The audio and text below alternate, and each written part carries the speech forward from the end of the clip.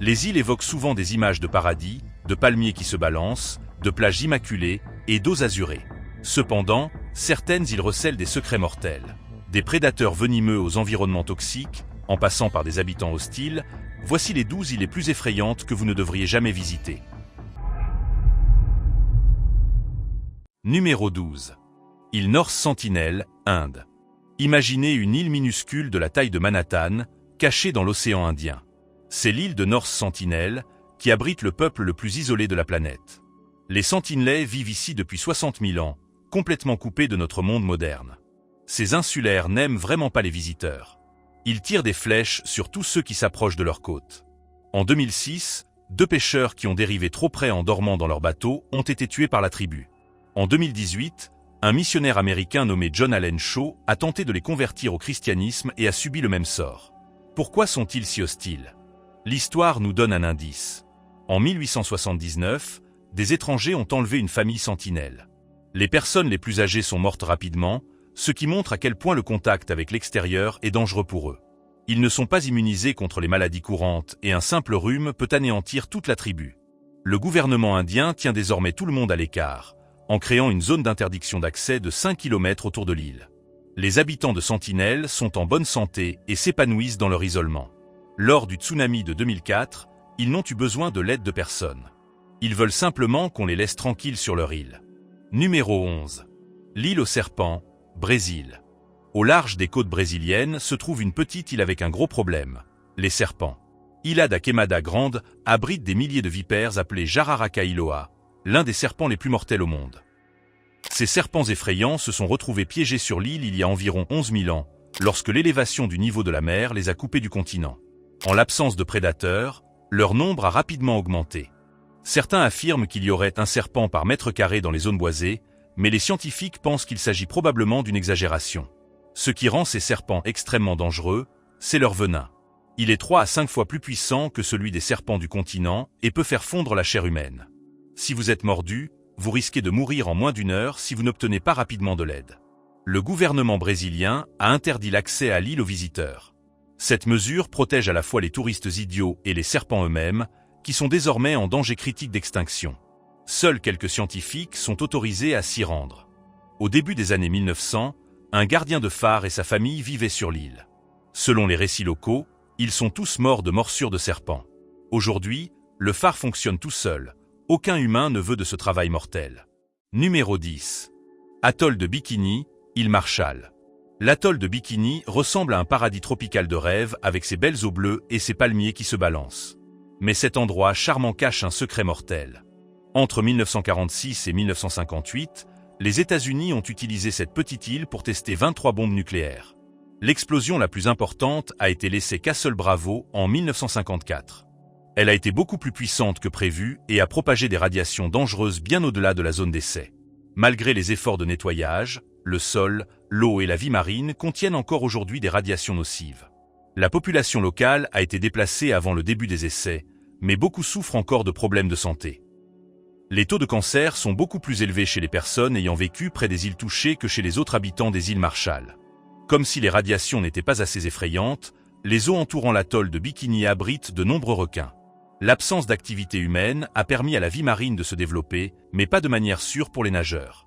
Aujourd'hui, quelques touristes courageux se rendent à Bikini, principalement pour faire de la plongée et voir les navires de guerre couler qui ont été utilisés lors des essais nucléaires. Mais les experts mettent en garde contre la consommation de tout ce qui est cultivé sur l'île et contre le fait d'y passer trop de temps. Numéro 9. L'île de Gruinard, en Écosse. Juste au large des côtes écossaises se trouve une petite île avec un grand panneau d'avertissement « Éloignez-vous ». Il s'agit de l'île Gruinard, un endroit qui a été trop dangereux pour les humains pendant près de 50 ans. Pendant la Seconde Guerre mondiale, le gouvernement britannique avait besoin de tester des armes très dangereuses. Il a choisi cette île minuscule, d'une superficie de seulement 2 km², pour expérimenter la bactérie de la maladie du charbon, anthrax. En 1942, des scientifiques ont amené 80 moutons sur l'île et ont lâché des bombes à anthrax au-dessus d'eux. Les pauvres animaux sont morts en quelques jours.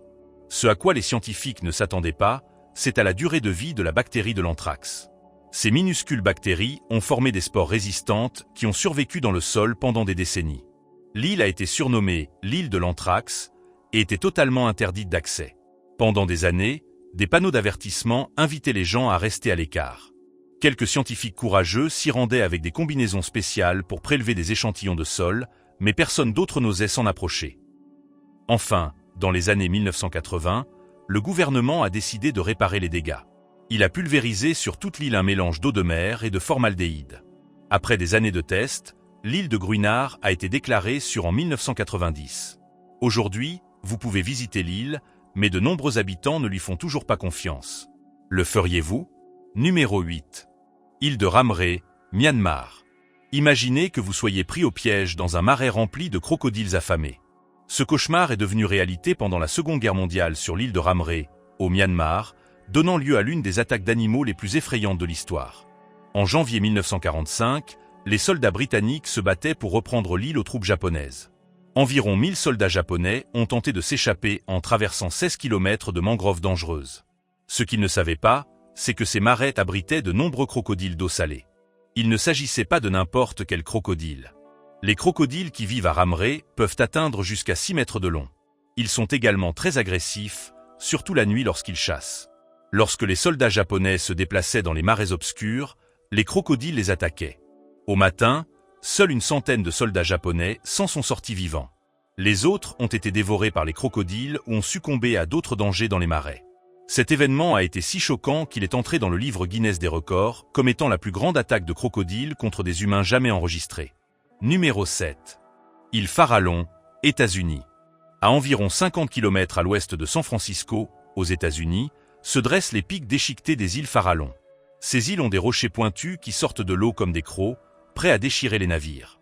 Au fil des ans, des centaines de bateaux se sont écrasés sur ces rochers mortels. Mais les naufrages ne sont pas le seul danger.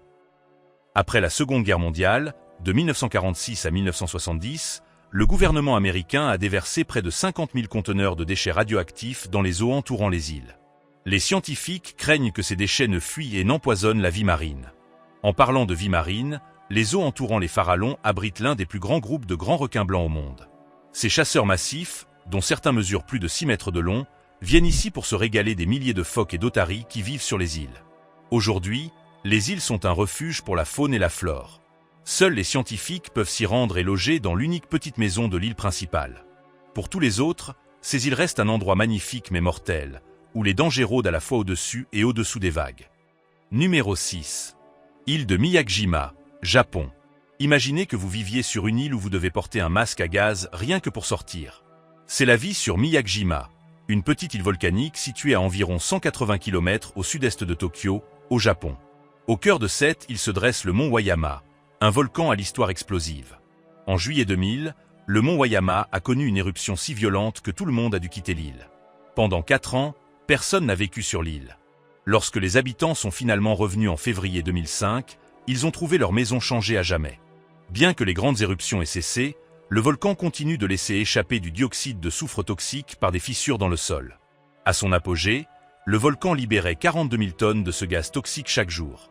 Ce gaz invisible contamine tout, l'air que vous respirez, l'eau que vous buvez et les aliments que vous cultivez. Pendant des années, les habitants de l'île ont dû porter des masques à gaz partout où ils allaient.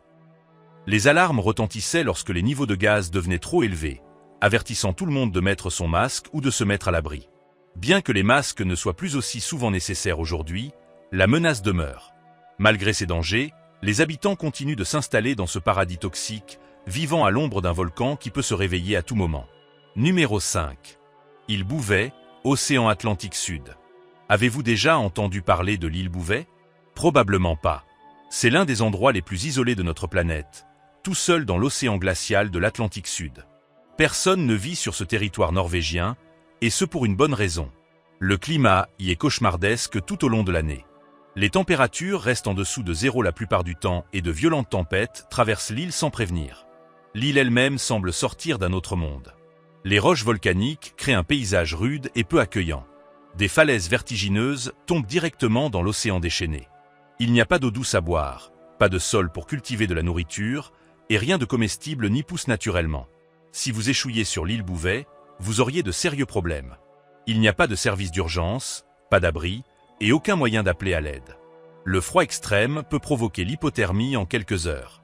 Seuls les explorateurs les plus courageux munis d'un équipement spécial et d'une grande quantité de provisions, tentent de se rendre sur ce dangereux territoire gelé. Numéro 4. Île de la Réunion, France. Malgré son apparence de paradis tropical, les eaux de l'île de la Réunion sont le terrain de chasse de requins-tigres et bulldogs agressifs, avec plus de 20 attaques recensées depuis 2011.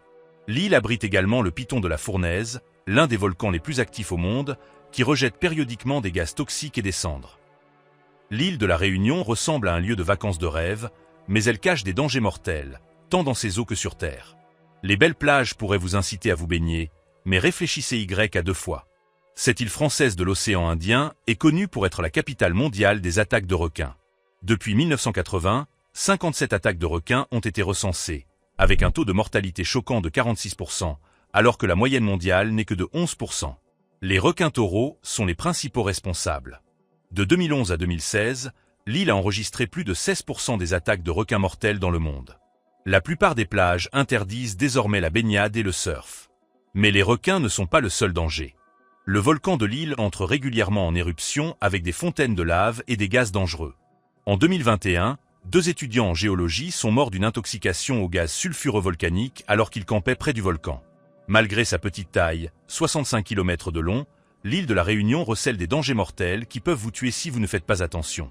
Avant de continuer, n'oubliez pas de cliquer sur le bouton j'aime, de vous abonner à la chaîne et d'activer la cloche de notification. Numéro 3. Île Fraser, Australie. La plus grande île de sable du monde présente des conditions de baignade dangereuses avec de fortes marées, des requins et des méduses. Aucun sauveteur ne patrouille sur ces 250 km de plage, ce qui rend la baignade extrêmement dangereuse, même pour les nageurs expérimentés. Les courants marins autour de l'île Fraser sont très forts. Ces courants peuvent saisir même les meilleurs nageurs et les entraîner loin du rivage avant qu'ils ne se rendent compte de ce qui se passe. Les plages n'étant pas surveillées par des sauveteurs, si vous êtes pris dans l'un de ces courants, vous pourriez vous retrouver seul. Les eaux abritent également certaines des créatures marines les plus effrayantes.